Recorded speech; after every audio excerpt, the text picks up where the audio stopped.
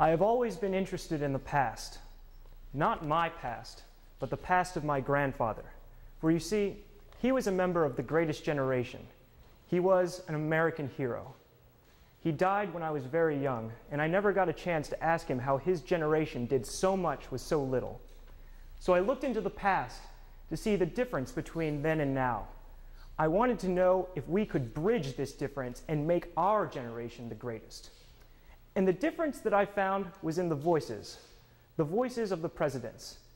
Just listening to the recordings of these voices filled me with such strength, but they also filled me with sorrow because they seemed so distant, like fragments of some long-forgotten and beautiful language.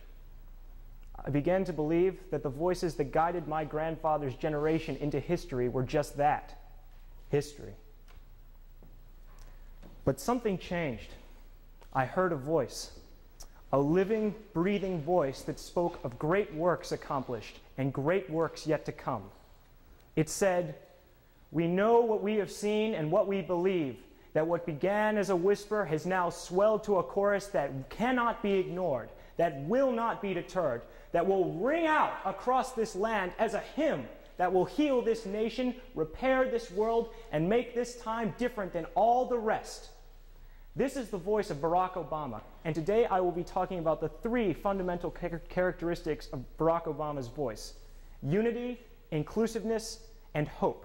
I want you to understand that these three characteristics are the fundamental unifying threads of all great leaders, and if we can harness their power, we too can become the greatest generation.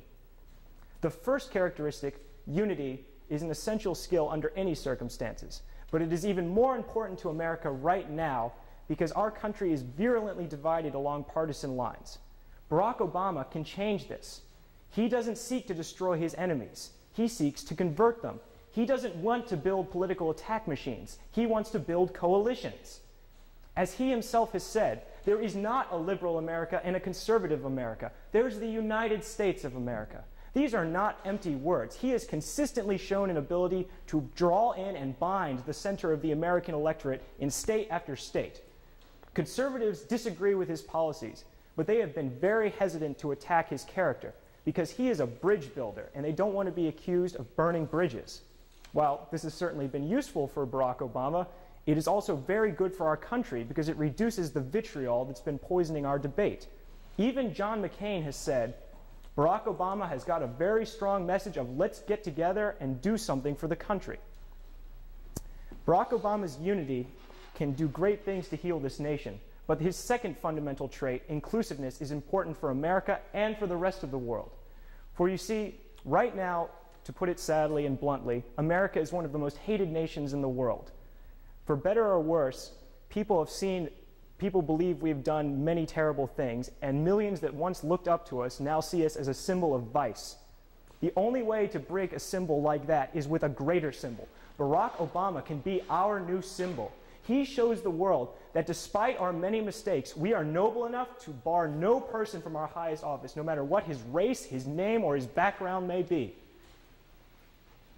Barack Obama has said that it was not so long ago when millions of people waited every day for a letter to arrive in the mail to give them a chance to get the American dream, to go to work, to study, to live, or just be free.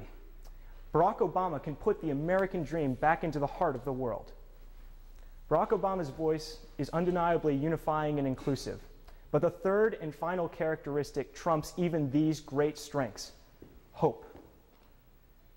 Hope is very hard to define, and this has been a problem for Barack Obama throughout this campaign, because people have told me that it is a leap of faith to believe that a voice, no matter how eloquent, can fix global warming, can bring peace to the Middle East, can bring health care to the sick and dying of this country. And they're right. It is a leap of faith. Logic dictates that Barack Obama cannot solve these problems. Logic dictates that no one can solve these problems. Logic dictates that 50 years from now, we will be handing a world to our grandchildren that is worse than the world we live in now. Maybe a lot worse. And that, more than any other reason, is why we need Barack Obama's hopeful voice. He wants us to believe that we can be strong in the face of evil. In his own words, he wants us to believe that when we have faced down impossible odds, when we've been told that we shouldn't try, or that we're not ready, or that we can't, generations of Americans have responded with a simple creed that sums up the spirit of our people. Yes, we can. Yes, we can. Yes, we can. I do not always believe this. I do not always believe that our generation has a special power that separates us from the rest.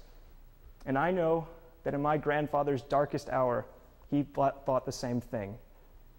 But a voice came down to him from across the wide ocean to the island of Iwo Jima, where he was fighting for his life. It said, "Believe. You must believe. If not for yourself, then for your grandchildren."